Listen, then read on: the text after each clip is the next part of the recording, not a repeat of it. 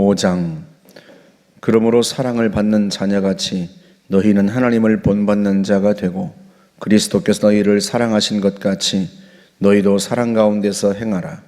그는 우리를 위하여 자신을 버리사 향기로운 제물과 희생 제물로 하나님께 드리셨느니라. 음행과 온갖 더러운 것과 탐욕은 너희 중에서 그 이름조차도 부르지 말라. 이는 성도에게 마땅한 바니라. 누추함과 어리석은 말이나 희롱의 말이 마땅치 아니하니 오히려 감사하는 말을 하라. 너희도 정녕 이것을 알거니와 음행하는 자나 더러운 자나 탐하는 자 곧 우상 숭배의 자는 다 그리스도와 하나님의 나라에서 기업을 얻지 못하리니 누구든지 헛된 말로 너희를 속이지 못하게 하라. 이로 말미암아 하나님의 진노가 불순종의 아들들에게 임하나니 그러므로 그들과 함께하는 자가 되지 말라. 너희가 전에는 어둠이더니 이제는 주 안에서 빛이라. 빛의 자녀들처럼 행하라. 빛의 열매는 모든 착함과 의로움과 진실함에 있느니라. 주를 기쁘시게 할 것이 무엇인가 시험하여 보라. 너희는 열매 없는 어둠의 일에 참여하지 말고 도리어 책망하라. 그들이 은밀히 행하는 것들은 말하기도 부끄러운 것들이라. 그러나 책망을 받는 모든 것은 빛으로 말미암아 드러나나니 드러나는 것마다 빛이니라. 그러므로 이르시기를 잠자는 자여 깨어서 죽은 자들 가운데서 일어나라. 그리스도께서 너희에게 비추이시리라 하셨느니라. 그런즉 너희가 어떻게 행할지를 자세히 주의하여 지혜 없는 자같이 하지 말고 오직 지혜 있는 자같이 하여 세월을 아끼라. 때가 악하니라. 그러므로 어리석은 자가 되지 말고 오직 주의 뜻이 무엇인가 이해하라. 술 취하지 말라. 이는 방탕한 것이니 오직 성령으로 충만함을 받으라. 시와 찬송과 신령한 노래들로 서로 화답하며 너희의 마음으로 주께 노래하며 찬송하며 범사에 우리 주 예수 그리스도의 이름으로 항상 아버지 하나님께 감사하며 그리스도를 경외함으로 피차 복종하라. 아내들이여 자기 남편에게 복종하기를 주께 하듯 하라. 이는 남편이 아내의 머리됨이 그리스도께서 교회의 머리됨과 같음이니 그가 바로 몸의 구주시니라. 그러므로 교회가 그리스도에게 하듯 아내들도 범사에 자기 남편에게 복종할지니라. 남편들아 아내 사랑하기를 그리스도께서 교회를 사랑하시고 그 교회를 위하여 자신을 주심같이 하라. 이는 곧 물로 씻어 말씀으로 깨끗하게 하사 거룩하게 하시고 자기 앞에 영광스러운 교회로 세우사 티나 주름 잡힌 것이나 이런 것들이 없이 거룩하고 흠이 없게 하려 하심이라. 이와 같이 남편들도 자기 아내 사랑하기를 자기 자신과 같이 알지니 자기 아내를 사랑하는 자는 자기를 사랑하는 것이라. 누구든지 언제나 자기 육체를 미워하지 않고 오직 양육하여 보호하기를 그리스도께서 교회에게 함과 같이 하나니 우리는 그 몸의 지체임이라. 그러므로 사람이 부모를 떠나 그의 아내와 합하여 그 둘이 한 육체가 될지니 이 비밀이 크도다. 나는 그리스도와 교회에 대하여 말하노라. 그러나 너희도 각각 자기의 아내 사랑하기를 자신같이 하고 아내도 자기 남편을 존경하라. 아멘. 5장도 4장에 이어서 하나님의 자녀다운 삶을 살도록 빛의 자녀로서 살아가도록 권면하고 또 교훈합니다. 특별히 1절에서는 그렇게 말씀하죠. 사랑을 받는 자녀같이 너희가 하나님을 본받는 자가 되어라. 사랑받는 자녀는 부모에게 사랑받는 자녀는 그 부모님을 따르고 또 존경하고 또 본받으려고 하죠. 부모를 닮아갑니다. 아이들은. 그런 것처럼 너희가 빛의 자녀이니 하나님의 자녀이니 빛을 닮아가라. 하나님을 본받는 자가 되어라 하고 권면합니다. 우리가 에베소서 1장에서 바울이 성도들을 위해서 기도했던 그 기도를 수요일마다 배우고 있습니다만 지혜와 계시의 영을 너희에게 주사 하나님을 알게 하시고 하고 바울이 기도하죠. 하나님을 알아가야 하고 하나님을 알아갈수록 또한 하나님을 본받아야 합니다. 하나님의 성품과 그 마음 그것을 본받아야 하고 에베소서 4장에서는 그리스도에게까지 자라가라, 그렇게 표현을 하죠. 주님을 본받고 주님처럼 되어야 합니다. 그게 성도가 마땅히 추구해야 하고 또 살아야 할 삶의 방향이에요. 하나님을 본받고 그리스도를 본받고 그리스도에게까지 자라가고 성숙해가고, 그게 마땅히 하나님의 백성들이 살아야 할 삶의 방향이란 말이죠. 제일 먼저 2절에서 사랑에 대한 이야기를 합니다. 그리스도께서 너희를 사랑하신 것 같이 너희도 사랑 가운데서 행하라. 하나님을 본받는 것, 그리스도에게까지 자라가는 것, 그 중에 제일 중요한 것은 역시 사랑입니다. 고린도전서 13장에서도 바울이 고린도 교회 성도들에게 강조했던 것도 사랑이었죠. 천사의 말이나 산을 옮길 만한 믿음이나 세상 모든 것을 아는 예언이나 그 모든 것이 있다 해도 사랑이 없으면 아무것도 아니라고 그렇게 권면을 했었죠. 그래서 우리가 하나님을 본받고 그리스도처럼 되어가는 그 삶에서 가장 중요한 것 역시 사랑입니다. 그는 우리를 위하여 자신을 버리사 향기로운 제물과 희생 제물로 하나님께 드리셨느니라. 자신을 우리를 위하여서 희생 제물로 하나님께 드리시기까지 그렇게 그리스도께서 우리를 사랑하셨단 말이죠. 그러니 너희도 서로를 위하여서 자기를 희생하는 그런 사랑을 하여라 하고 권면하는 거죠.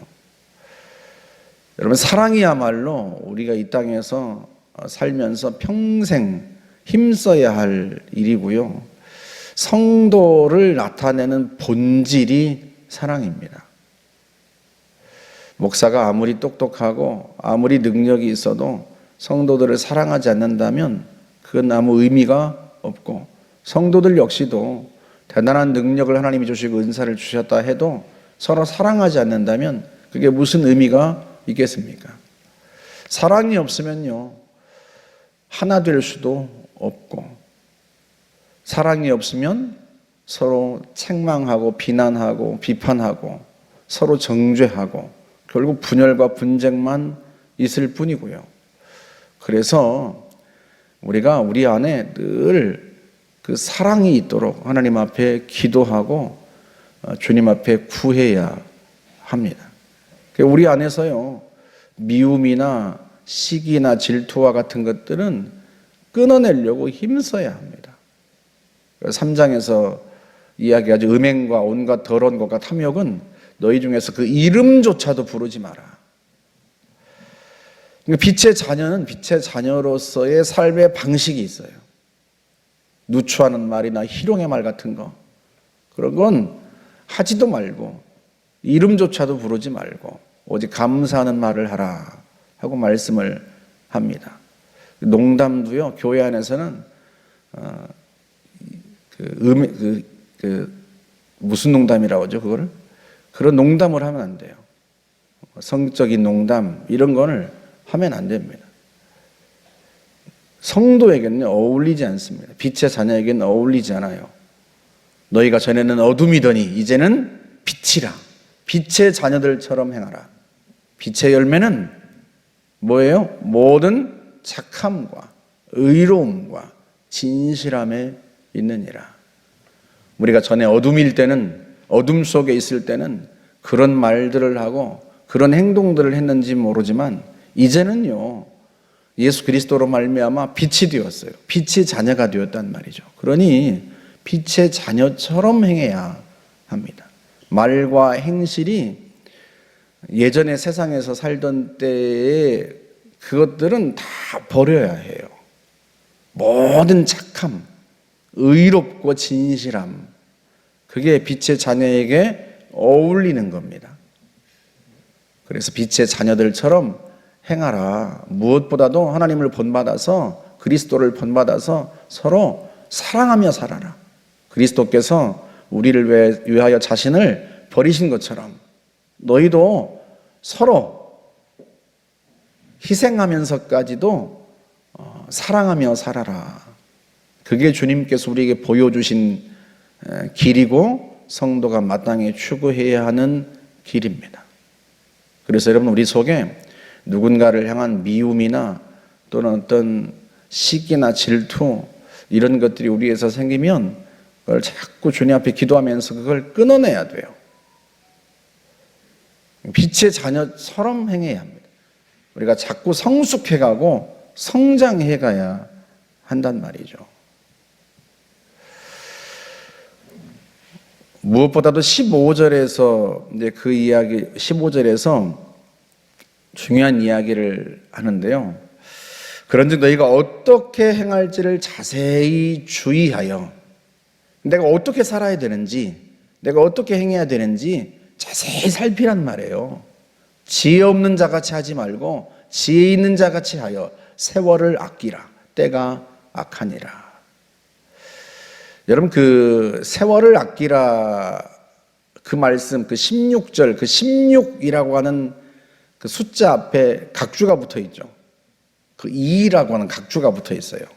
그럼 성경 맨 아래 하단에 보면 그 각주 설명이 있죠. 거기에 그 2라고 하는 숫자에 뭐라고 돼 있어요? 헬하고 기회를 사라 이렇게 되어 있죠.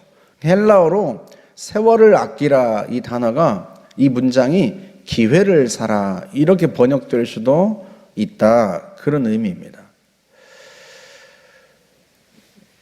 헬라어에서 시간을 나타내는 단어가 두 개가 있어요. 하나는 크로노스고 하나는 카이로스입니다. 크로노스는 그냥 연대기적인 일반적인 시간을 의미해요. 오늘이 8월 24일이죠. 내일이 8월 26일이고 이게 크로노스입니다. 그냥 일반적인 흘러가는 시간, 연대기적인 시간을 가리키는 게 크로노스예요. 카이로스는 일반적인 시간이 아니라 어떤 특정한 시간, 의미 있는 시간을 의미합니다. 여러분들에게도 어떤 특별한 순간이 있었죠? 내게 특별히 의미 있는 순간. 보통 사람들에게는 1996년 10월 3일이 그냥 흘러가는 시간에 불과하죠. 크로노스의 시간입니다. 그런데 저하고 제 아내에게는 그 시간이 아주 특별한 순간이죠. 결혼한 날이거든요. 부부가 된 날. 그렇게 우리에게 특별한 의미를 가진 순간, 그게 카이로스입니다. 그래서 성경은 이 카이로스라는 단어를 하나님께서 계획하신 어떤 특별한 순간을 가리키는 단어로 써요. 일반적인 시간이 아니라 의미 있는 시간이고 특별한 순간입니다. 그래서 이 세월을 아끼라는 단어를 기회를 사라라고 번역할 수도 있는 것도 그런 의미예요.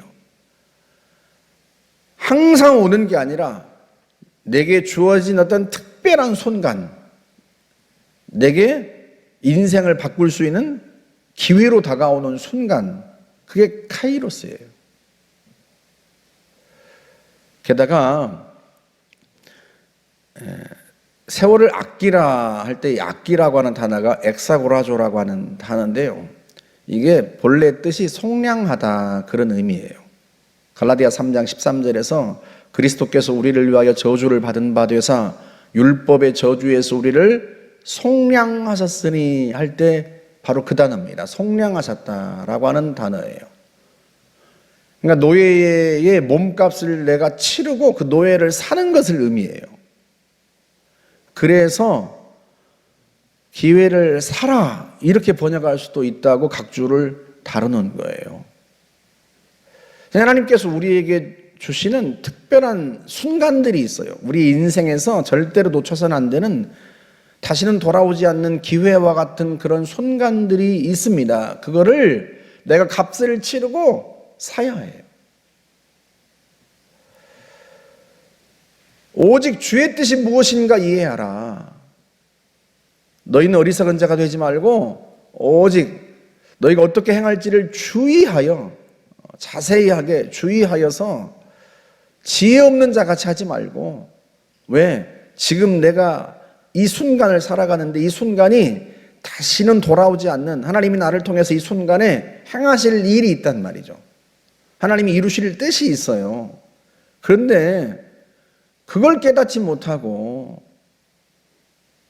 그냥 그 순간을 날려버리면 안 되는 거죠. 그러니까 매 순간 내가 하나님의 자녀로서 어떻게 살아야 되는지 그걸 주의하면서 살아야 돼요. 왜? 때가 악하니라. 세상이 악해요. 내가 주님의 뜻대로 살려고 해도 세상이 악해서요, 나를 방해하고 나로 하여금 하나님의 뜻대로 살지 못하도록 가로막는단 말이죠. 그래서 더더욱 어떻게 행할지를 자세히 주의하여서 주의 뜻이 무엇인지를 이해해야 합니다. 너희는 어리석은 자가 되지 말고 오직 주의 뜻이 무엇인가 이해하라. 그렇게 17절에서 이어서 그래서 말씀을 하는 거예요. 하나님의 뜻이 무엇인지 깨닫고 분별해서 지금 이 순간 내가 어떻게 행해야 되는지 깨닫고 그렇게 살아야 돼요. 그러지 않으면 하나님이 나를 통해서 이루시고자 하는 것들이 그 순간, 그 기회가 지나버리면 그 순간은 다시 돌아오지 않는 카이로스의 순간이란 말이죠. 그러니 너희가 오직 주의 뜻이 무엇인가 이해하라. 그러면서 18절에서 뭐라고 말씀해요? 술 취하지 말라. 이는 방탕한 것이니 오직 성령으로 충만함을 받으라. 술 취함과 방탕함으로 세월을 낭비하고 내게 주신 기회의 순간들을 날려버리지 말고 방탕한 삶으로 그렇게 세상을 헛되게 살지 말고 성령으로 충만함을 받으라. 주의 영이 우리 안에 충만하게 거하시고 우리를 이끄셔서 우리가 한순간 한순간 정말로 하나님의 뜻을 이루면서 하나님께서 내게 계획하신 바들을 성취하며 살아야 합니다.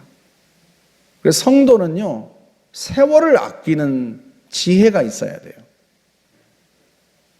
우리에게 주신 그 순간들, 의미 있는 순간들, 다른 사람들에게는 그게 그냥 흘러가는 한 날이고 한 시간일지 모르지만 하나님께서 우리에게 주신, 우리를 통해서 이루시고자 하는 특별한 기회의 순간들이고 그걸 놓쳐버리면 안 된단 말이죠. 술 취함으로, 방탕함으로 그런 순간들을 날려버리면 안 돼요.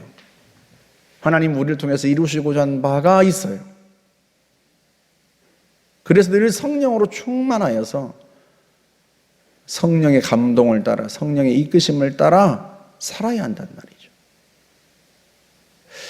예전에 제가 한번 말씀드린 적이 있습니다만 성령을 따라 사는 삶이 얼마나 중요한가 제가 한번 이런 예를 들어드린 적이 있어요. 김금래 권사님이 암이 재발했을 때 암 투병으로 굉장히 힘드셨는데 그날도 항암제를 병원에서 맞고 집에 돌아오셨는데 그때가 마침 명절 바로 전날이었어요. 속은 미식거리고 입맛은 없고 몸은 힘들고 명절 전날인데 뭐 음식할 겨를 생각도 못하고 잠들었는데요. 한참 자고 있는데 잠이 들었는데 꿈에서 주님이 일어나서 먹어라 그러시더랍니다. 그 소리에 잠이 깼어요. 깨고 났는데 정말로 입맛이 돌아온 거죠. 뭐라도 먹어야 되는데 먹을 게 뭐가 있겠습니까? 그런데 그렇게 앉아있는데 그 순간 띵동 하고 초인종이 울렸어요. 열어보니까 우 권사님이 음식을 바리바리 싸가지고 온 거죠. 우 권사님은 음식을 준비하다가 문득 그런 생각이 들었답니다. 아이고 오늘 김건희 권사님 음식은 뭘 준비라도 하시려나, 아이고 뭐 항암 투병 중에 무슨 기운이 있어서 무슨 입맛이 있어서 음식을 준비하려나 이 생각이 든 거죠. 그때 곧바로 음식을 바리바리 준비하는 것들을 싸가지고 이제 운전을 이렇게 함장님한테 부탁해서 간 거예요. 여러분 한번 생각해 보세요. 우리가 누군가를 도울 때 빛의 열매는 모든 착함과 의로움과 진실함에 있다. 주님 말씀하시잖아요. 내가 누군가를 위하는 행동, 하나님이 내게 어떤 마음에 주신 감동, 그것이 성령께서 너는 음식을 싸가지고 가라 이렇게 말씀하지 않아도 내 안에서 주님이 주시는 선한 행위에 대한 감동들이 있단 말이죠. 그걸 즉각 순종하면 내가 주님의 손으로 쓰임을 받는 거예요. 일어나서 먹어라 하고 주님이 말씀하셨을 때 그렇게 주님이 말씀하실 수 있었던 이유는 자신에게 주시는 하나님의 감동에 순종하는 사람이 있었기 때문에 그래요. 그걸 통해서 김금래 권사님은 하나님이 자기를 얼마나 사랑하시는지를 그보다 더 깊이 깨달을 수가 있겠습니까? 주님이 자기를 깨워서 일어나서 먹어라 하고 말씀하시고 과연 잠이 깨어서 일어났더니 자기를 위해서 음식을 준비해 오게 하시고, 여러분 이보다 더 자기를 하나님이 세심하게 살피고 또 사랑하신다는 증거가 어디 있겠어요? 그걸 통해서 하나님이 자신을 치유하실 것도 확신하고, 하나님이 자기를 치유하실 게 아니라면 그렇게 밥 먹는 것까지 세심하게 주님이 돌보시겠습니까? 그게 그 사람을 살린 거예요. 우리가 성령으로 충만해야 하는 이유가 거기 있어요. 주님이 내게 어떤 특별한 계시의 말로 웅장한 음성으로 이렇게 말씀하지 않아도 내 안에 계신 성령께서 내게 주신 감동을 따라 늘 순종하는 삶을 살면 누군가를 살릴 수 있어요. 누군가를 세울 수 있고 하나님의 뜻을 이룰 수 있습니다. 그 순간을 날려버리면 안 되는 거죠. 그 기회를, 누군가를 살릴 기회를 살아 값을 치르고, 수고의 값을 치르고 희생의 값을 치르고 그 순간을 사면 그걸 통해서 하나님이 하나님의 뜻을 이루십니다. 그래서 저와 여러분들이요 늘 성령으로 충만해야 돼요. 어떻게 행할지를 자세히 주의해야 하고 주의 뜻이 무엇인가 이해해야 하고, 그러려면 더더욱 성령으로 충만해야 합니다. 하나님의 자녀다운 삶, 하나님을 본받는 삶, 그리스도를 본받는 삶을 저와 여러분들이 늘 살아갈 수 있기를 주님의 이름으로 축복합니다. 함께 기도하겠습니다. 좋으신 하나님 감사합니다. 우리가 늘 성령으로 충만하여 성령의 인도하심을 받아 주의 뜻이 무엇인지 이해하고 순종하며 정말 그리스도처럼 사랑하는 삶을 살도록 인도하여 주옵시고 그 사랑의 열매들이 맺히게 하여 주옵소서. 예수님의 이름으로 기도하옵나이다. 아멘.